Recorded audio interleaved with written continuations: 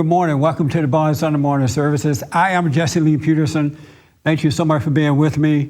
You can get involved by calling 800-411-2663, 800-411-BOND. You can also email me, church@bondinfo.org, church@bondinfo.org, and put your name and town on your emails. I do appreciate it. I can respond as it is happening. And good morning, everybody. Good morning. How are you? So what? Everybody had a good week and all that kind of stuff? Any questions or comments or anything before I get rolling? No question. Anybody had a life this week? You had a life? Oh, you have a question. Okay. I know that in the Bible it says, be as pure as a child and be as wise as snake. Something like that. Yeah. Be as wise as a serpent. Yeah. I wanted it to know, what is that wise mean? What does the word wise, or who is the wise person? That's a very good question. When he says be as wise as a serpent, you want to know, what does that mean? Yeah, who is a wise person? What does the wise person do? Oh, okay. We have any wise people here? No. None. One wise person. Can you answer that for her? A wise person does what is necessary to get good done, to have good come about. And he'll use sometimes means that the rest of us don't think is good in order to get a greater good done.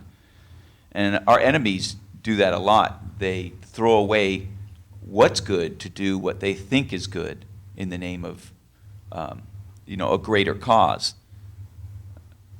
So that's what wise is just being able to navigate through and do good through using your skills of what you see to do right in the moment. Not just going by the book. In other words, a lot of times the book by the book doesn't work, and so you have to, without giving up your integrity, get what's done right. Like when Abraham Lincoln, got the slavery thing passed. If you saw the movie, he did some things, to trick some of these more crooked people to do what he needed to do to get a greater good done. And that's what being wise was. So, do I understand right? Being sneaky in a certain way? If being necessary, sneaky. that's right. Because in war, we have a lot of sneaky guys working on our side, sneaking into enemy lines and being sneaky overall, just to get a greater good done. So what's the right about being sneaky?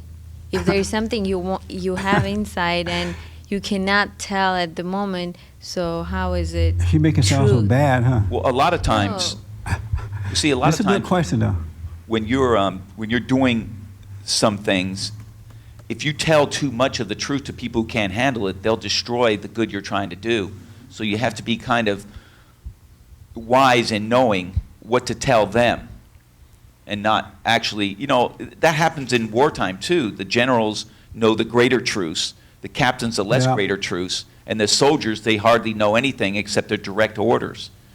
And, it's wise not to do that because you don't want to give your secrets away. It could be exposed, and then your whole plan goes down the tubes. Did that help? Yeah, it did. It made sense? Yeah. Just to add to it, wise people have insight that the snaky people don't have. And there are people who are like on the side of evil. They are sneaky in the way that they do things. They're very vicious with it. They get it done. It doesn't matter what you think about it, right? A wise person see beyond what's happening right in front of them, and they see how to handle it, but they don't reveal what they're going to do until they're dealing with it.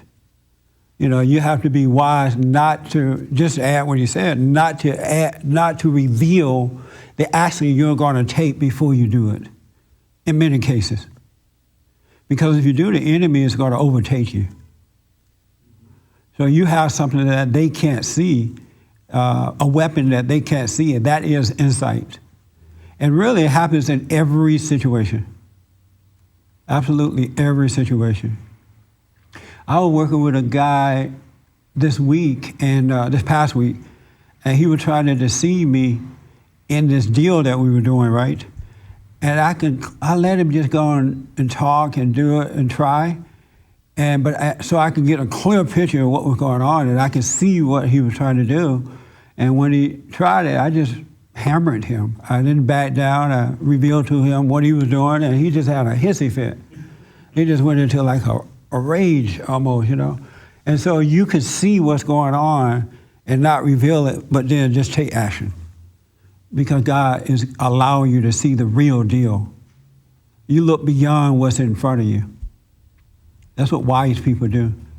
And we only have one wise person in here, so the rest of you are losing out, huh? Isn't that sad? But yeah, that's a good question. And that's how a serpent operates. He doesn't always show what he is going to do right away. You know, he surprises you sometimes. Yes. Oh, hold on for a minute. I would just think that being wise is just not going into certain situations and naive and with a naive idea of expecting everything to be up and everybody to be up and up with you. Well, that's part of it too. When in life, if you have wisdom, you will walk through life really with no expectation, but seeing what's going on and allowing what you should do to be revealed to you. And that's in all situations, not just in certain situations. Right. Whether you're dealing with a family member or relationships or business or whatever, you're supposed to have insight as to what's going on. Enlightenment at all times. So yeah, it's in all situations. Yes, Pat. Well, just to add, you know, you're dealing with good and evil. Yeah. And good and evil people and things like that. So, you know, it's a way to navigate understanding that there's evil out there. It's not like be as pure as, I forgot the first part of it, be as pure as a dove, I think, innocent as a dove. Well, that's great if we're all together and we're all speaking together and we're all in the same, and we're all not trying to hurt each other and all that. But dealing with the reality of evil out there, it is a way that you have to navigate through that. In order to do the good, you've got to get through the evil. Yeah. People want to destroy you, or they want to tear you apart in certain ways.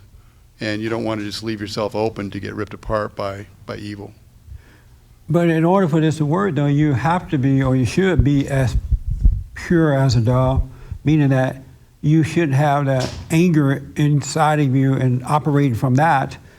That would separate you from God, which would prevent you from being enlightened, prevent you from seeing. So you should become holy as your Father in heaven is holy. Have no judgment or resentment in your heart for yourself or others. No anger. Then you can be wise. Yes? You know, just one good example of that is you look at the Gospels of Jesus and where he's going through things, and he's always had people coming up to him and trying to trip him up with questions and Right. look bad and things like that. But, you know, he could see before they even did it where they were coming from, and he knew exactly how to answer in such a way to people on his side would understand, and yet he wouldn't allow them to trip him up. So are you a wise man? We have two in here now. I don't know if I call myself wise, but working on it. Work in progress. There you go. Good question. Did that help? No? Yeah, it did. I have to think about it. Yeah. I have to see in my actions, actually, not think about it, but see it in my actions, Yes. just so I can compare what I'm doing wrong and which one is not wise to do. Right. Yeah, you want enlightenment. It is so important. Anybody else? Yes. I just wanted to add to what Pat was saying about Jesus. You know, sometimes he was quote unquote brave and went toward the danger, went toward Judea, preached in the temple boldly in front of everybody, and then sometimes he hid away because of the danger. Sometimes he went toward it, sometimes he hid away. It just depend on, what he was seeing, what he had to do. And so he used his wisdom, and not just, I have to be brave and go by the book kind of. You have to be brave. When danger comes, you go right toward it. Sometimes you just avoid it to, what they say, the soldier says, live to fight another day. Run to fight another day. And that's what wisdom does. It allows you to see when to and when not to. And the world may be looking at you and they say, oh, she's a coward today. But you see that, it's best for me to back away from this right now. And because, you'll get another chance at it, but just not the right time right then and there. And that's what enlightenment would do for you. Wisdom. Right? I have a question. I want to know, my question today is, what or who do you believe in? What or who do you believe in? And the reason I ask that is because I guess last week, President Obama was sworn in for a second time.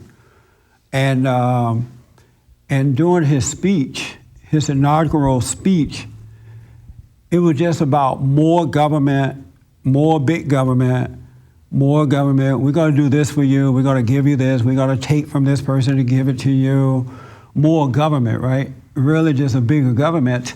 And I noticed that the people were like, yeah, right on, waving the flag. Like, right on, we love you. We want more and more. More welfare, more this, take from the rich to give to the poor, blah, blah, blah. And the crowd were happy about it. There was no, I'm sure maybe somebody there was thinking, no, that's not right, but they were happy to hear that they were going to get more government, more support from the government. And on Friday night, this past Friday night, I saw a special that Hannity did on Fox News there about, what was it called? Boomtown, Washington. Oh yeah, Boomtown, Washington, D.C. And the special was about, it was revealing that Washington, D.C. is becoming one of the most wealthy cities in the country. And they don't produce anything. They don't produce nothing, anything, but yet it's becoming one of the most wealthiest cities in the country. They are building new buildings there. People are drinking fine wine. They don't drink this little cheap wine that we go and get. How when we walk in the store and want to buy wine, we look for the cheapest one? If it's $10, that's too much for me. But they're drinking expensive wine, wearing fine clothes, driving fancy cars. There is a car company there. What's that sports car? Lamborghini, right? They have a shop set up there. They don't even have to advertise. They do no advertising. They're selling cars like hotcakes. And the rich are living wealthy and doing very well. They are not producing anything. Unlike Detroit, when it had the automobile industry there, they drew a lot of people to their town because they were producing something. So a lot of wealth came as a result of that. And they showed in the good old days, California, when the gold rush happened, a lot of people came to California because they were producing something. And in Texas, they had cattle. A lot of people went to Texas because they were producing something. But in Washington, D.C., they are not producing anything, and they are doing better than you and I. We are struggling to save our homes from foreclosures. We're struggling trying to pay these high taxes, while in Washington, D.C., they're living high on the hog. And one of the things that they're doing, they have these people to come in and lobby them, the government does, and these people bring lots of money with them to get the government to do a favor for them, and in return, the government give them what they want, which is more money. And all of that money is coming from us, the taxpayers. And they are really just controlling us, and we don't realize how bad it is. And the bigger the government, the worse it is. It was such an enlightening report. I'm like, wow, I didn't know it was that bad. What's that report? I saw it on Hannity on Friday night. Yeah. And it showed how the people are suffering, and the people keep thinking that the government is somehow or another going to help us. What I also realized from that report, in all honesty, neither Republicans or Democrats care about the people. They keep spending, borrowing, and spending, but the money is going to them and their friends, and they're living high on the hog, and we poor people can barely make it. It was mind-blowing to me to see that. And I'm thinking, why is it that more people want more government than ever before in history? When I was growing up, there was no way. I don't remember people wanting government. You know, I remember during the civil rights movement under Lyndon B. Johnson when it started to happen with black Americans. But prior to that, we worked hard, we worked together, we had money, we had food, and we were free within ourselves, right? But it's not like that now.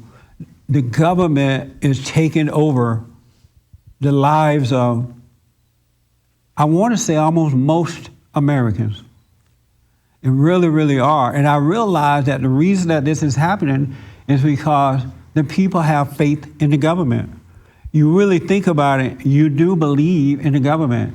And the government is never, ever, ever, ever going to solve any problems for you.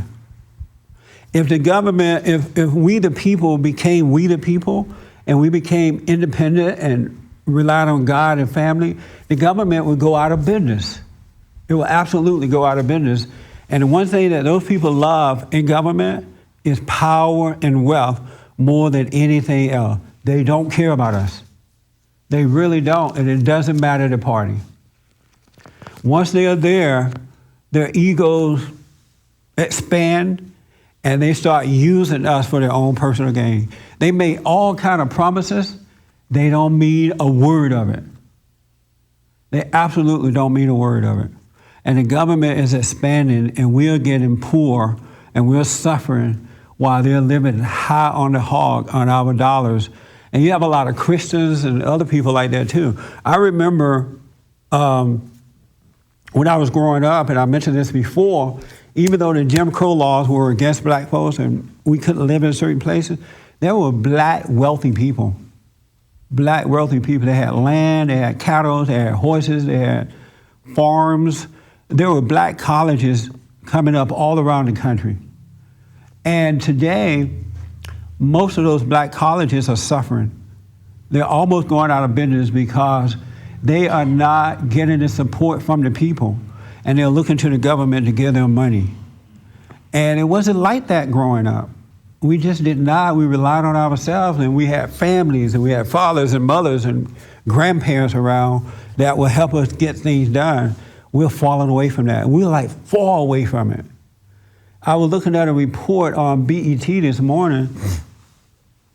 Oh, let me tell you this. I'm not going to snort today. That's my first and only one. I just did it, yeah. That's what reminded me. So we're going to keep a count. I am not going to snort. You know, I was thinking, it's interesting how I do the kind of work I do, and my work requires me to be talking all the time on radio, TV, giving speeches and stuff. I can't speak well, and I snort. I'm thinking, what was God thinking about? What a bad example, huh? I can't do either one that well, but I'm here. But there's a report I saw this morning on BET. The question is, what is Obama going to do for us this time around? The black people. What is Obama going to do for us? We got to demand that Obama does something for us this time around. They said that we laid back last time and we were quiet. We didn't pressure him because, we tried to get it back in there. We didn't want the white people to be mad, so we didn't pressure him. Now, that wasn't a snort, that's a cough. Now that this is his last term, what are we gonna make him do for us? We need a black agenda. We need more programs for education. We need more programs for this and that. More programs for jobs. They said that too. They were like, blacks are 14%. 14% of blacks are unemployed today. What is Obama going to do for us this time? Isn't that amazing? I'm like, are you guys fools? Obama ain't gonna do nothing for you. How can you think that way and think that you're intelligent? And then they went on to say, and they had these experts on the panel who was as dumb as the host, and they went on to say, last time around, the gays put pressure on Obama from the inside and from the outside. They got what they wanted. The Hispanics put pressure on Barack Obama last time, they got what they want. What are we gonna do this time to put pressure on Barack Obama to get what we want? We need a black agenda. I could not believe that. And they were serious, they were not joking. They were absolutely serious about it. And I'm thinking, can't you look back over the last 50 years of black Americans relying on the government? I mean, even if you're educated with a degree, PhD, LSD, YMD, MSD, whatever. Can't you look back with your mind or something and see that when black Americans turn themselves over to the government, nothing has gotten better. It's only getting worse. Why do you think Obama's going to make a difference? He's not going to make a difference. President Bush spent more money on entitlement programs than, prior to Obama than any other president. And things only got worse. But these people have hope in the government. And they really have hope in the government. Even if the government gave us some money, it ain't gonna last. It's just enough to keep us dependent on the government. And then when you try to get off government by getting a little job, and you try to wean yourself off, the government will say to you, you know what? You can't work if you get a welfare check. But can't I just work and get this check so I can let go of the welfare? No. So you either have to receive welfare or suffer until you can finally, get your job running for you. They don't want you free. I'm surprised at how dumb America is today. How you can't see what's right in front of you. That's false hope in the government. We can't believe in the government, folks. And I hope today that some of you can be honest here, that there's a little part of you who believes that the government can help you, even as a Republican or Democrat. Because I noticed that with the Republicans, not all, they think if a bright Republican come along and sound good and make all the right promises, there is a feeling of hope in that Republican. I have to be honest with you, I saw it in the last election about myself. I had hope that I personally had hope that Mitt Romney would win. So I'm thinking that's going to give us a chance to turn things around and make the country at least keep us afloat for a while until we can change things. And when he wasn't elected, I felt like a loss, like somebody died. And for 3 days, I went in mourning. And then on the third day, I washed my face and went my way. Yeah. And I realized even if Mitt Romney got in there and we, the people, didn't take over the government, it would be more of the same. It would really be more of the same. We got to become independent people and hire these people to work for us. And if they don't do the right thing, we need to fire them. We cannot put our hope in government or anything or anybody. It will let you down every time. That special was an eye-opener for me. I knew it was bad, but I had no idea how bad it was. And when I saw that inauguration the other day, and the president making all these promises, and the people saying, yes, hallelujah, I'm saying, I don't know how we're going to ever turn around. Will we ever turn around? I just don't see how. You got, especially young people. And then as a result of that, the government is now, did you ever imagine that one day we will have a serious debate about the Second Amendment?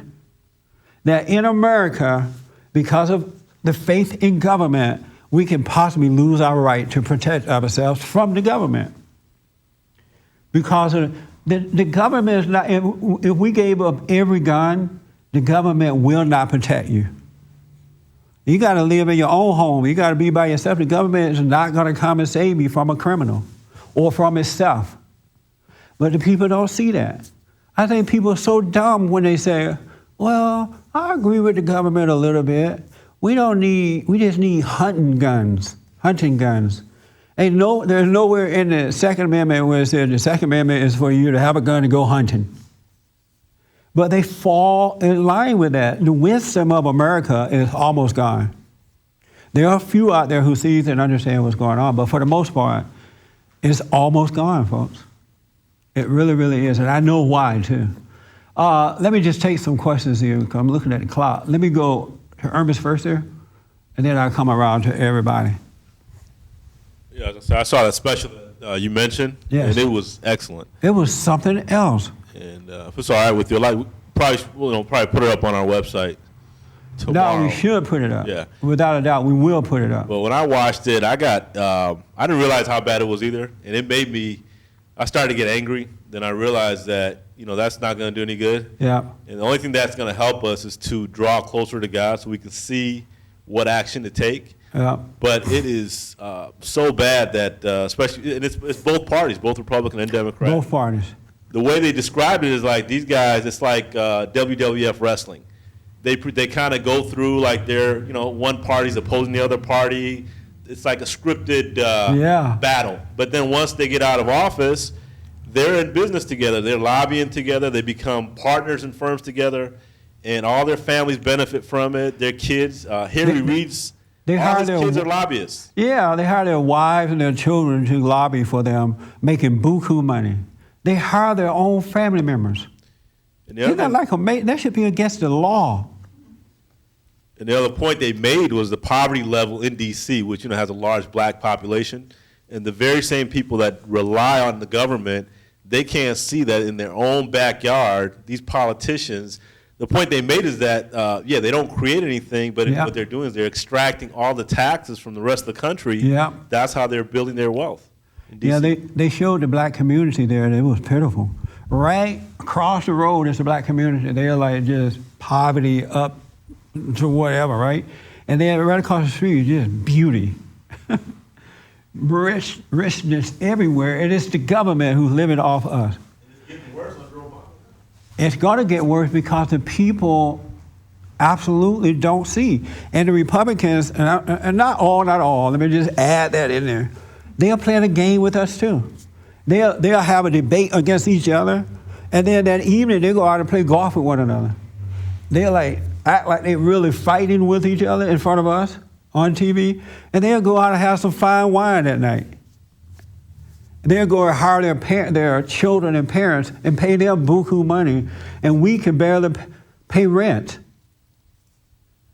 Isn't that amazing? You got to see it. We will put it up on the site. You have to see this. I want the world to see it. And it is eye-opening. It looks like we're so far gone, though. I don't know how we're going to turn it around, because we have lost the young people. Many of them, they believe in gimme, take away from the white, the rich white man. They believe in that, firmly believe in that. How do you change that kind of mindset? I don't know what's going to happen to my country, but it is worse than what I thought. It's so bad that you almost feel helpless to it. Because on the other side, you can't see how in the world I'm going to change this when it's so far gone and so many people are seduced by the government. And now you got the Christian liberal churches coming out supporting the government. How we all, in the name of Jesus, how will we ever change it? It almost gives you a helpless feeling. But I believe in God, and I do believe we can change it. If we can wake up 10 people, just 10 we can change. One can change it, really. Yes, Steph. Oh, I'm sorry. Hold on 1 minute. Oh, that was my question. It was going to be how can we change it? You said one person can change it. How? First we have total faith in God. And I'm going to read something here that's very, very interesting. We have to detach from the world and have total faith in God. And through Him, all things are possible. That might make it better for you, but how is it going to change everything? Because through me or you or anyone who detached from the world, that light is going to shine through you, and others will see it, and their light will come on too, and one will lead to another.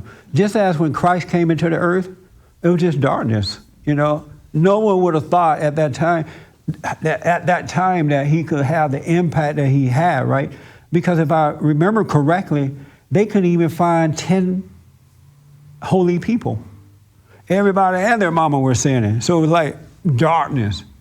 And so I'm sure to the blind person that felt like helplessness, but because Christ came in and he had faith in God, he was able to turn it around. And so we can do the same thing. He even said, greater is he that's in me, that greater is he in you, greater is he in me, is in you also, and you can change the world too. You could do the same work or even greater. But you got to have that kind of belief and detach from the world so that he can work through you. You can't have faith in the government. You can't have faith in material things. You can't have faith in fear. You can't get mad at your enemies when they come at you, because they will. You have to stay on that straight and narrow path, and it'll start to change. Yes? For me, like, I guess that's a fear of mine. Like, if you try to stand up, they just put you in jail, and then what is it good for? I'm glad Martin Luther King didn't say that. They put me in jail for standing up. What is it good for? The one thing about what Christ... Just seem like we all have to, like, big group has to go in there and just clean house or something. Or with the White House or something. I wish it was that simple. I wish we could just organize a big group, fire all of those suckers up there, and hire some new people. But it's so far gone, it's almost seem impossible to do that now. You know, I just think we need an awakening in America today. We need to rebuild families. We need to bring back some order so that we can do it the way it should be done.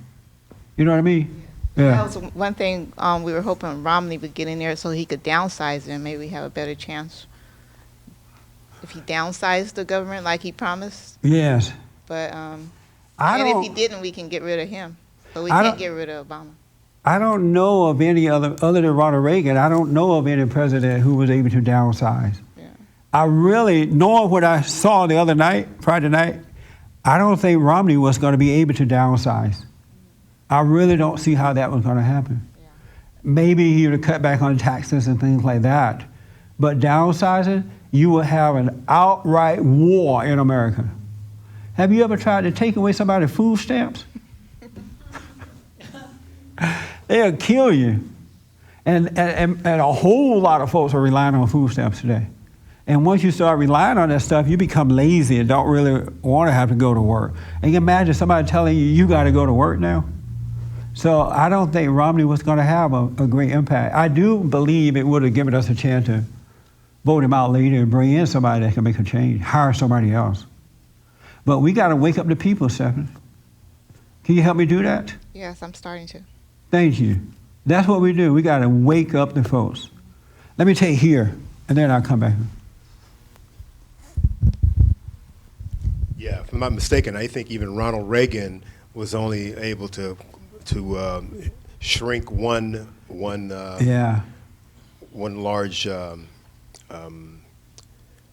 government part of the government entitlement programs and things. Exactly, and I never really liked Romney, but I knew that this was the guy that we needed to see, and just by the way he reacted, like I knew Obama would be reelected 3 years ago. I knew he would be reelected by looking at the opposition and how they reacted, and they were in cahoots with the Republicans and Democrats were the same, and just by their quietness, I saw that they've already made a plan, they've already decided what they're going to do, and they're going to allow him to run and be in charge for the next 8 years. Too. I absolutely saw it. I made bets with people. I said that he's going to be in the next term too. It's amazing. They tell us what type of government we're going to have. They literally tell us who we're going to vote for. It's going to be this person. And even though we pretend like it's going to be somebody else, it's going to be somebody else, it always ended up being who they put out there for us. We're not doing the hiring. They're telling us who we're going to have to pay. It's like somebody coming into your home and after 2 weeks they're taking over, and now you want to put them out, but you're scared, or you don't want to hurt their feelings, and you find out after a while you become the slave in the home, and they're running your home. The government is running us. We are not running the government. And you spoke about the serpent. The liberal media today is the serpent. The government is sneaky and the media is sneaky. They don't tell us the truth. They lie to us. They tell us what we want to hear. They don't tell the truth about what's going on. And because most of Americans are walking around asleep, they can't see by the light within. Things are not being revealed to them. And that's why they're getting away with all this stuff. When prior to government takeover, Americans were awakened. They were awake and they could see what's going on. And it was hard for the politicians to just lie to them. There's no way. The blacks are fighting over Barack Obama giving the gay people same-sex marriage and giving the liberal women abortions and the Hispanic. And they're mad about that as though that's something good. You know, and now that you've done these good things for these people, you got to do something good for us. How about another program for this? That's insane. That's insane. I bet you my grandmama turned over in the grave or in heaven, and she's been dead, what, 20, 30 years almost. Isn't that like amazing? Is it just me or what? Maybe just me. Yes, last word.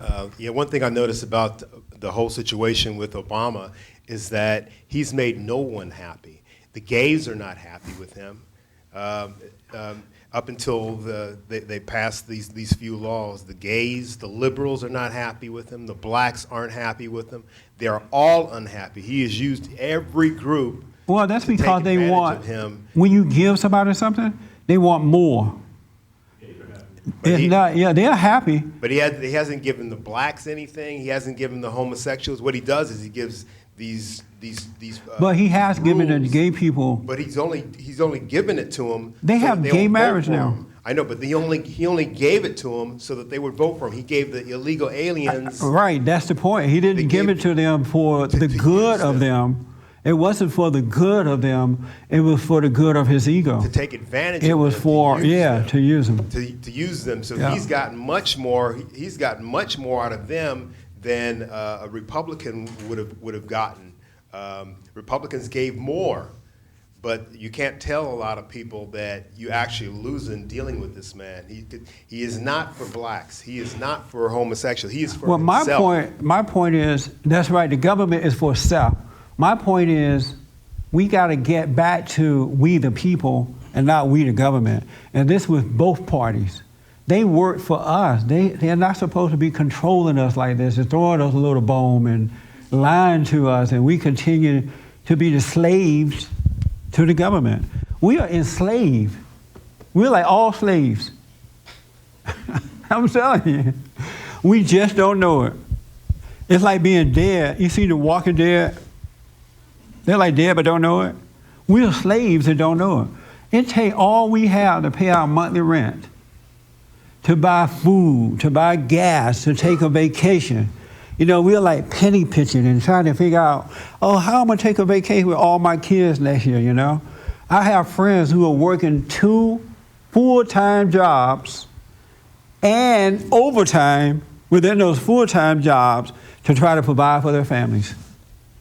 That shouldn't be. It shouldn't have to be that way. But it's that way because we are slaves to the government while they're living on high on the hog and just lying to us.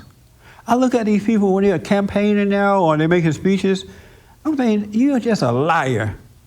They'll just lie, oh, we just need more of this. We love the people. We need more programs. And we need more this and that. And just lying. I was looking at one lady, a white lady, she was like from somewhere. She worked for the government. Oh, under Obama, we're going to get more social programs. And in my district, that's what I'm pushing for.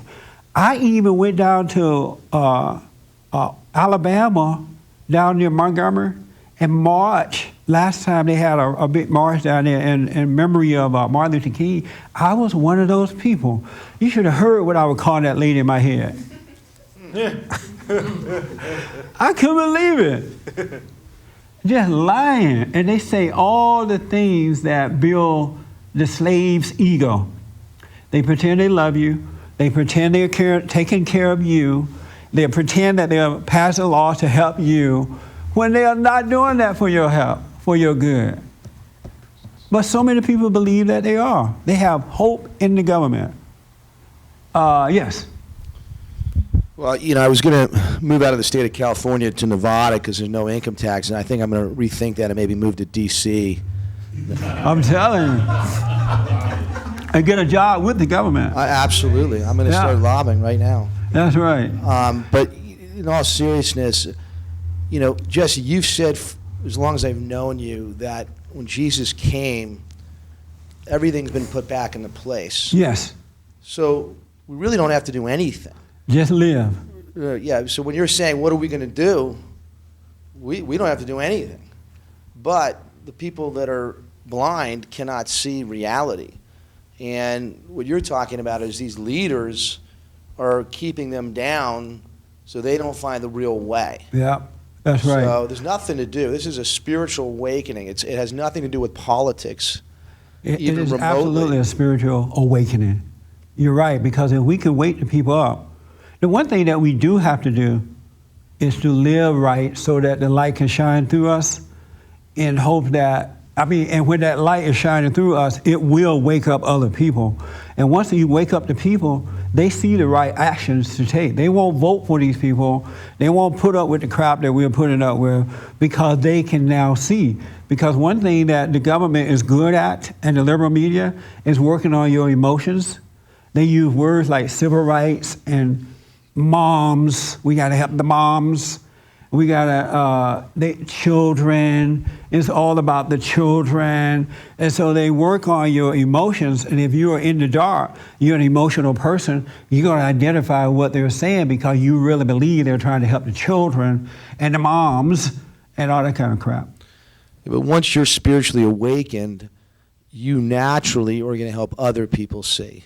Yes. You don't have to try. That's what's going to happen naturally through you. You're guided by the light, so you're naturally do what's in the light to do. Right. Absolutely. Yes, ma'am.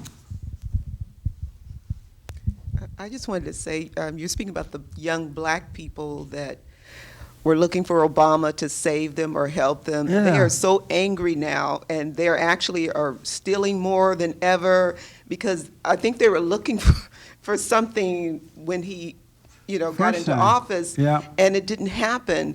And to me, they're just running crazy. I live in Compton, and it's just they're stealing, but actually now they're stealing more in white neighborhoods than they are in the black because they pretty much drained us dry.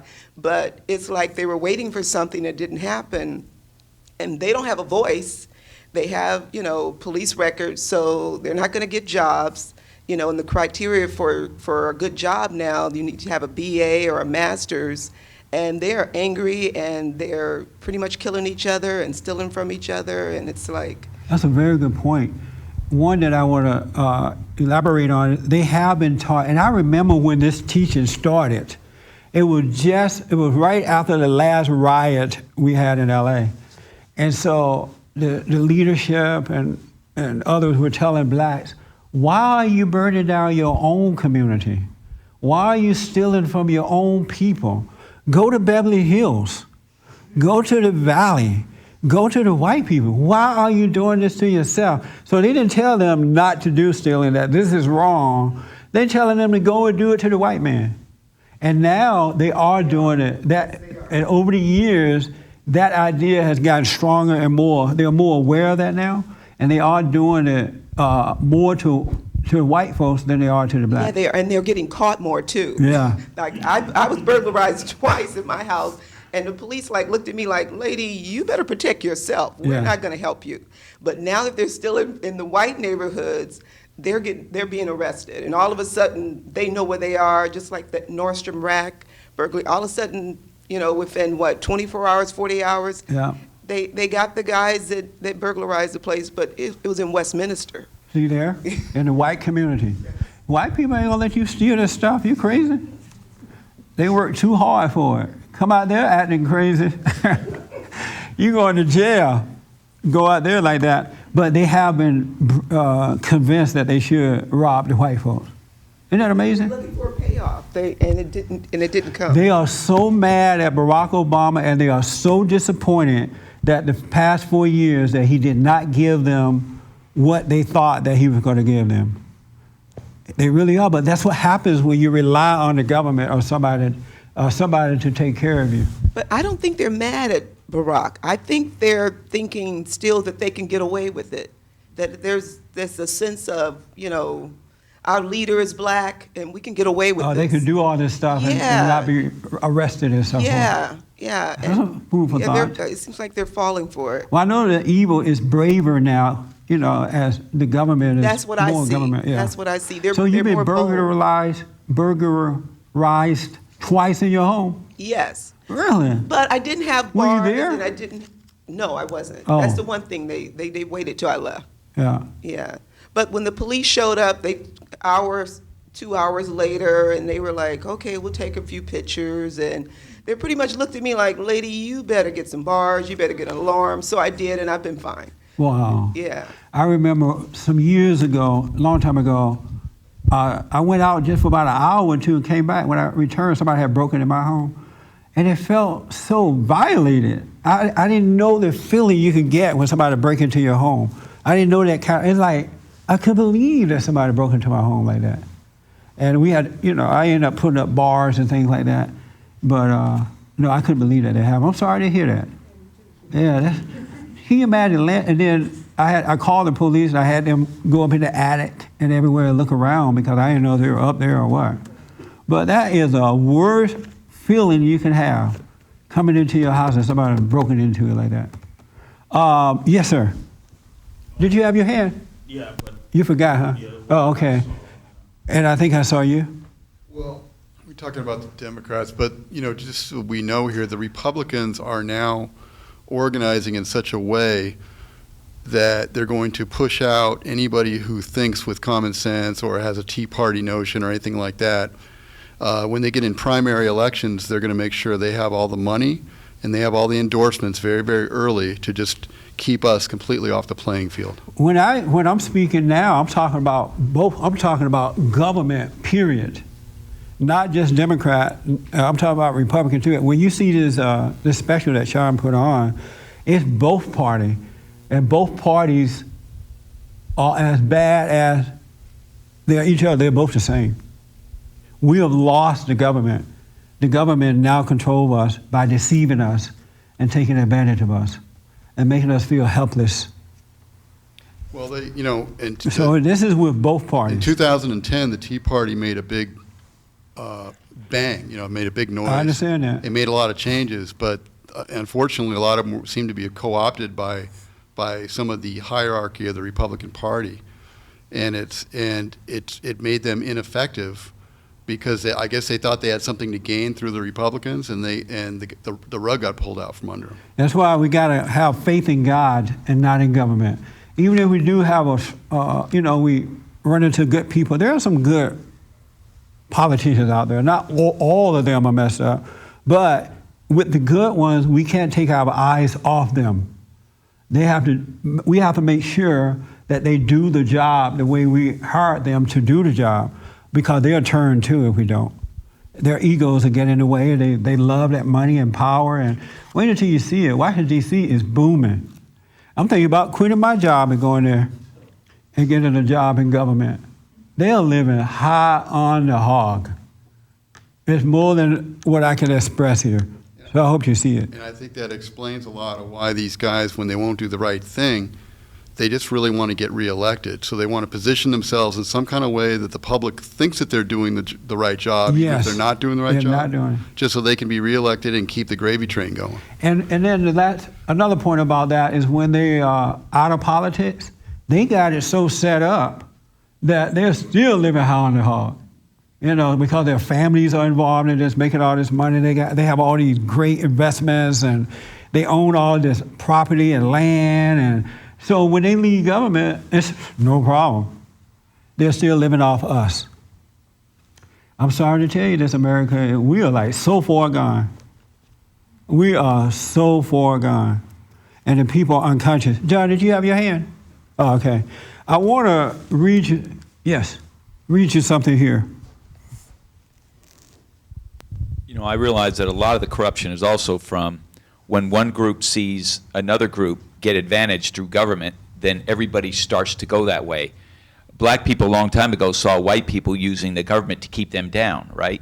You know, the Jim Crow laws and stuff. So they said, well, we'll do the same thing. We'll use the laws to get an advantage. And now everybody's starting to do that. You know, the women's groups, the gays, just the Hispanic groups, they're all starting to use the government for advantage, to get their own particular group advantage. And that's what it's become now, a game to see who gets the most advantage. But the sad thing about that is when these groups win what they think that they are fighting for, they're not going to benefit from it. The folks at the top are going to benefit from it, because now the politicians on both sides are going to use these groups. They give them just enough to get their votes, right? They're not going to become wealthy or freer or independent. They're not going to get anything. They're just being used to get more power for the politicians to get more power. That's true, because each group that gets its own laws in its favor puts out the freedom for the rest of them. So when you have all it does is causes more people to rely on the government in that particular group. They're like, yeah, look what the government did for us. They gave us gay marriage. Now all the gay people are going to vote for that party that gave them what looked like freedom.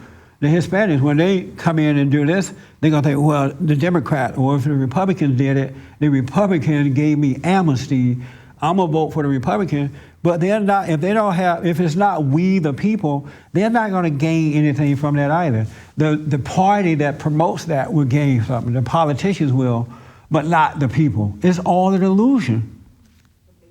They don't know that. That's right. That's why we got to start saying it or something, acting like somebody got some sense. Yeah, you know, when these laws are made to benefit a group, it always takes away from the freedom of the rest of us. So but it's also taking away the freedom of the group that they're making these laws for. That's a good point. And cause them to become dependent. Yeah, that's true. So nobody is free. Yep. You know what I'm saying? Thank you.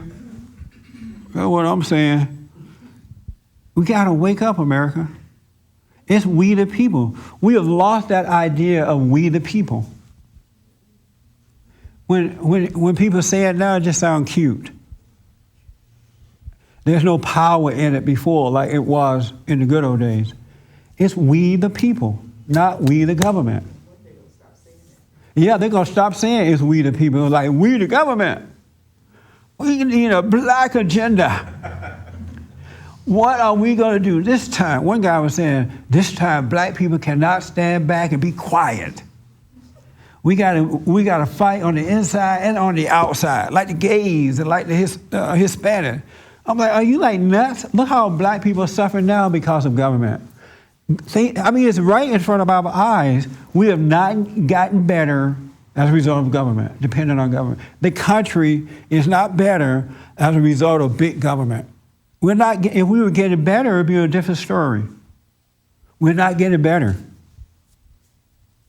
There's no proof that we're getting better. And everything that government touches, it turns to darkness. Everything. Absolutely everything. I can't think of one thing that the government is involved with and is good. Can anybody here think of one thing? Military. No, they're destroying the military. He said military. They're destroying the military. Not one thing. I want to read you something because of time. This is in 1 John. I wrote. Isn't that amazing, though?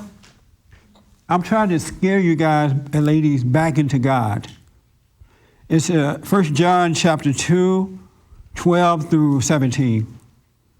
And I'm going to try to read this without my glasses and without snorting and without ebonics. That's a lot of pressure on me. Oh, I'm sweating already. Detachment from the world. I am writing to you, children, because your sins have been forgiven through his name.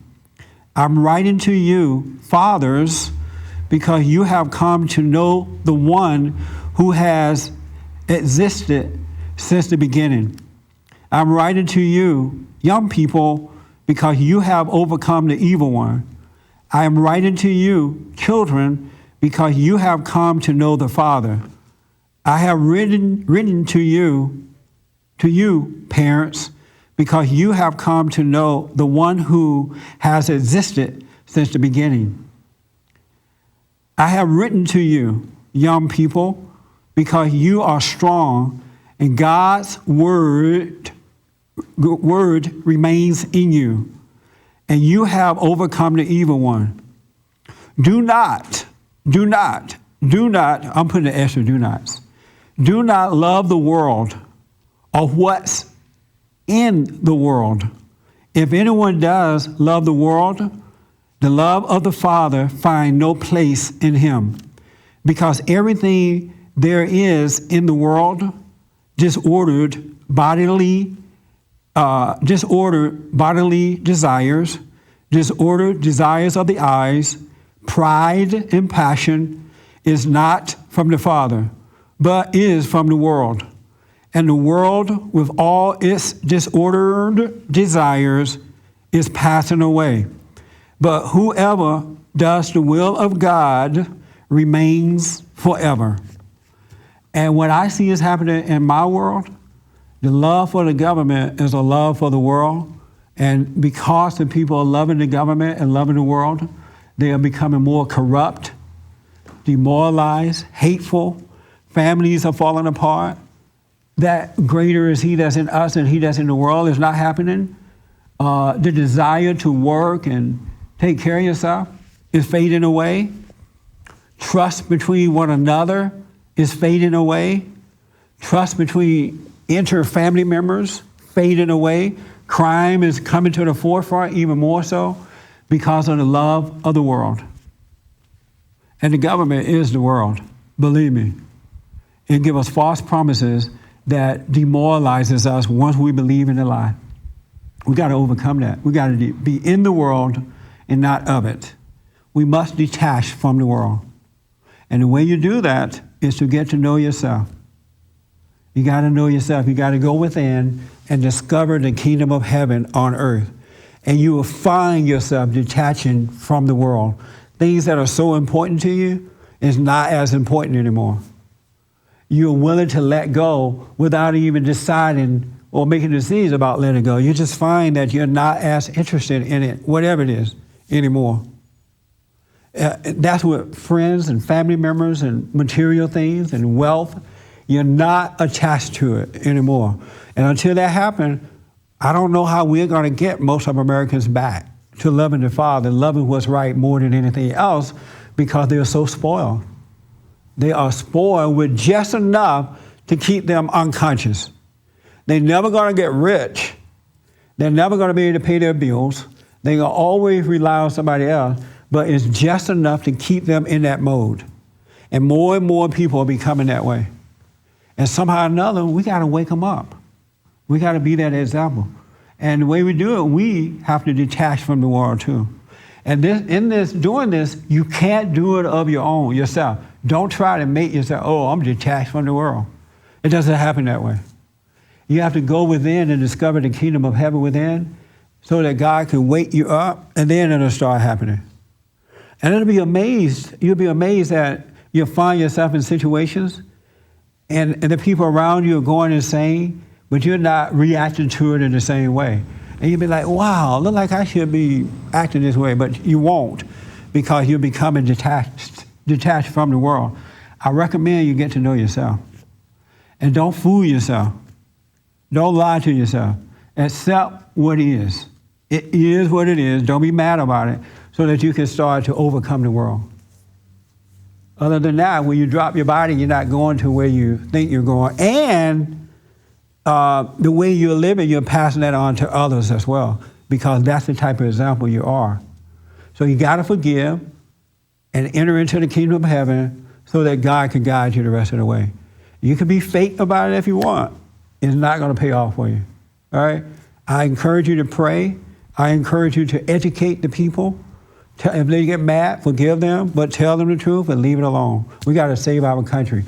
Thank you for tuning in, and thank you for being here today. I appreciate it.